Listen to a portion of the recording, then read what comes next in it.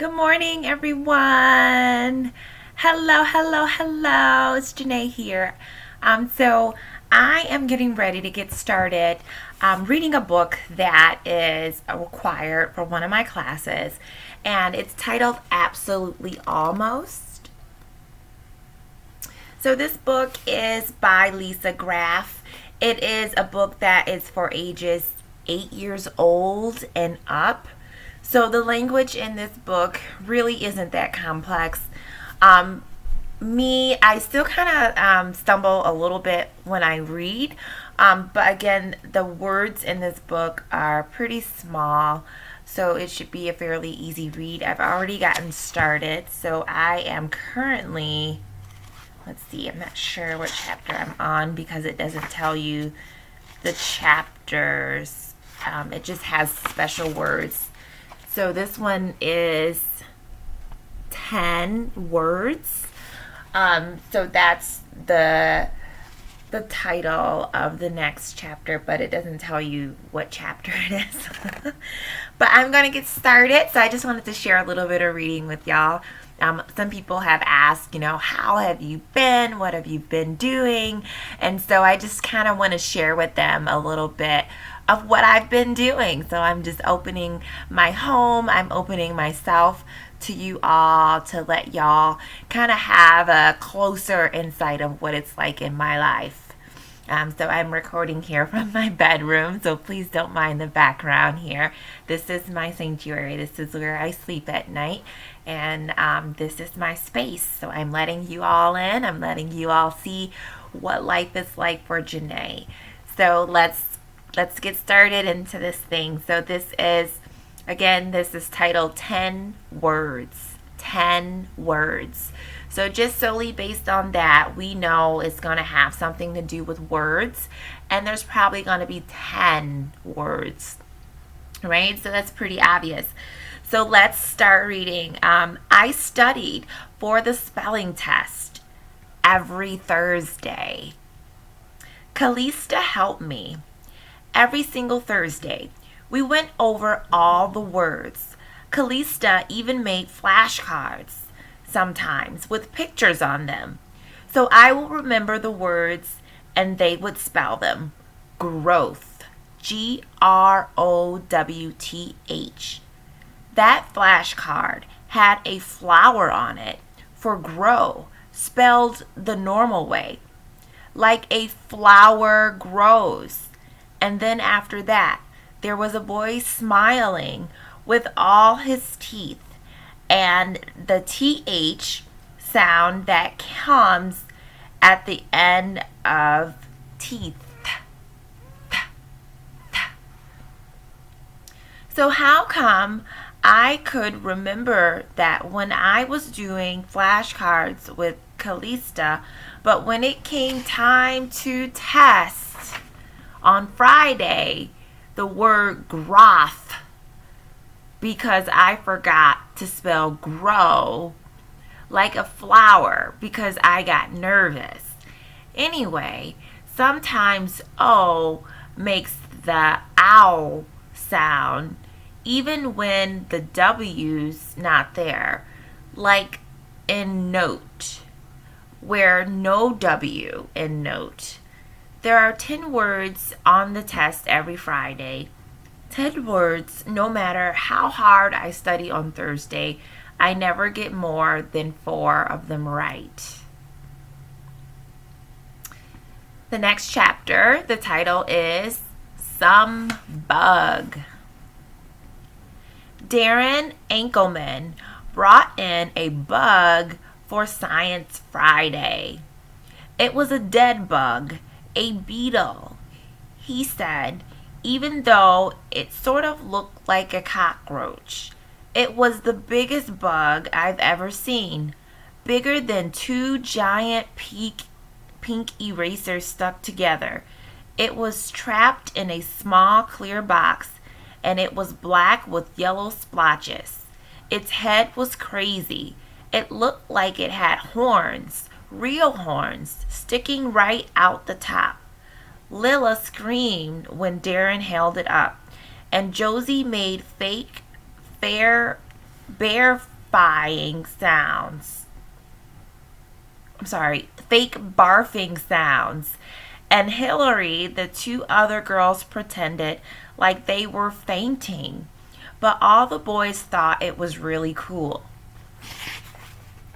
Some of them even got out their desks and rushed to the front of the room to see the bug closer. It got loud in the classroom that Miss Rouse had to say, now, boys and girls," in her stern, loud voice. The flash, and flash the lights on and off. But even then, it was hard to settle down. After a minute, the teacher from the classroom next door, Mr. Harrison, poked his head inside and said, "Everything okay in there?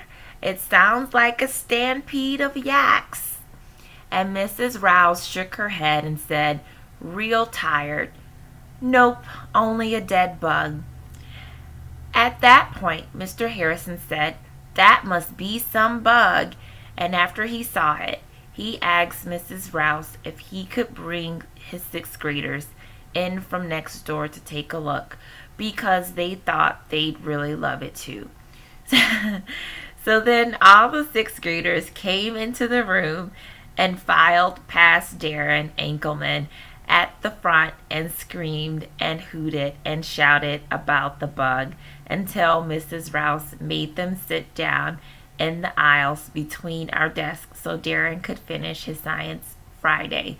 Darren stood up at the front, grinning like it was his birthday or something, while he explained all about the bug, how his dad brought it from the shop that sells bugs and skulls and all sorts of weird stuff that made the girls all shriek again, and how it was real expensive, and how his dad said he trusted Darren to take it to school for Science Friday because he knew Darren was always really careful. I did not want to like the bug. Because I didn't like Darren, but it was so cool with its horns and everything, and I really wanted to count the yellow spots on its back. So when Mrs. Rouse said if we could all stay calm and remain in our seats, then Darren could come through the aisles and let us look at the bug more closely. I decided I would take a turn looking. I decided I could like the bug and not like Darren. Betsy liked the bug too. I could tell. She leaned forward in her seat beside me, trying to see better, and when Darren squeezed through her aisles, she peered down to look at it. "Out of the way, Betsy," Darren hissed as he stepped over a sixth grader's leg. I heard him. "I'm trying to get through." And she didn't get to see the bug at all. I got to see the bug a pretty long time because the sixth grader who was sitting in the aisle next to me grabbed the case right out of Darren's hand and stared at it for a while. And probably because the kid was so big, Darren didn't tell him to give it back. So I got to see right over the big kid's shoulder. It was a cool bug. 7, I told Betsy when we were on our way to lunch. We were walking through the hallways at the back of the lunch line like usual. "So 7, what?" Betsy asked. "That's how many yellow dots there were on the bug's back," I told her. "I counted. I thought you might be wondering." Betsy didn't say anything about that. Betsy didn't usually say much of anything, so I was used to it. But she smiled at me, so I could tell she was happy about the spots, and at lunch she gave me 3 red gummy bears. "Did you know that there's a kind of cockroach that hisses?" I told Betsy while we ate. Some girls would be grossed out talking about bugs during lunch, but not Betsy. I could tell she thought it was cool because her eyebrows went up on her face as soon as she said that about the hissing. I saw it on TV, I told her. Whenever you touch one spot on their back, they hiss real loud, like this. And I made a hissing noise, just like the cockroach I saw on TV, right through my teeth. And Betsy giggled, so I hissed louder. Then she poked me in the back like I was a cockroach, and I hissed. Every time she poked me, I hissed. And soon we were both laughing so hard we were almost crying, and I could barely get the the hisses out. Bessie snorted and slapped her hand over her mouth. Embarrassed, but that just made us laugh harder. What are you two retards doing there? Darren said all of a sudden. And just like that, me and Betsy stopped laughing. That's when we realized that everybody was staring at us. Everybody. What are you looking at, dummy? Darren asked me.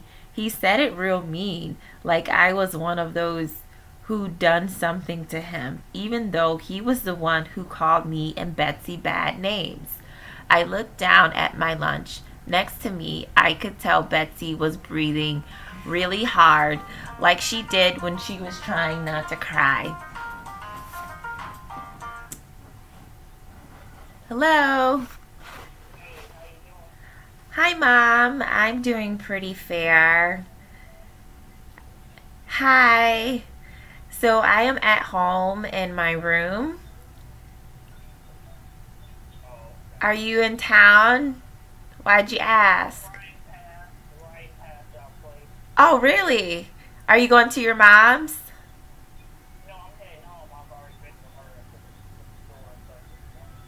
Oh, okay.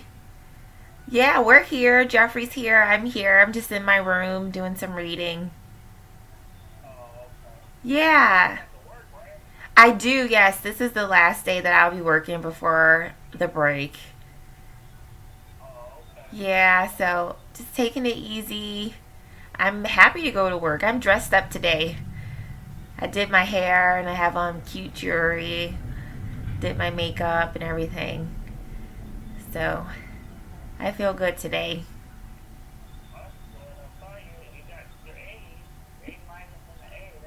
Yes, yes. So I'm so happy I managed to get my grades back up. I know I was kind of struggling in my physics, but eventually I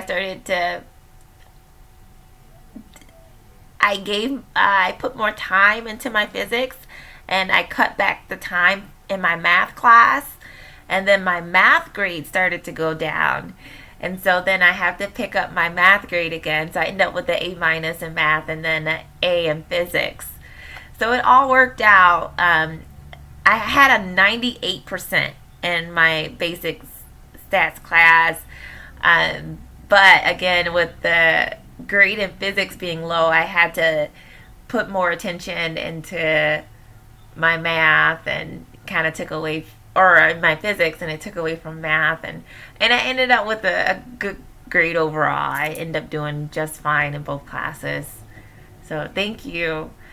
Yeah, so just, yeah, thank you so much. Yeah, I have three more. Three more, yes, and then I graduate. Yep, so I can do it, and it takes a lot of work. And my supervisor, HR, they're gonna work with me. So he spoke the HR, um, human resources. Yeah, Saturdays and Sundays, and he confirmed it with our new supervisor. And with an exception of, I think Wednesday is the day where I'll come in 30 minutes late, and then I can make up for it like the day before or the day after by coming in 30 minutes early or staying over 30 minutes um, to make up for that half hour. So it should be just 40 hours every week, no overtime. So I'm thankful because I'm going to need that time with the three classes that I'll be taking. Yeah, but I'm doing what I can. Yeah. So it's a blessing. I yeah, it's yes, that's favor. Amen. Amen. So I'm excited. I'm looking forward to it. Just trying to get myself prepared for the next semester. You know, so thank you, Mom. Uh, Oh, okay. Oh, oh, okay.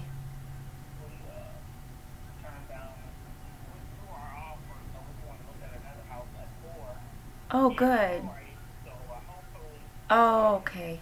Oh, good. Troy's, that's a nice area too.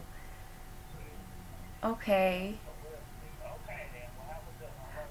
Oh, I love you too. Okay, congratulations.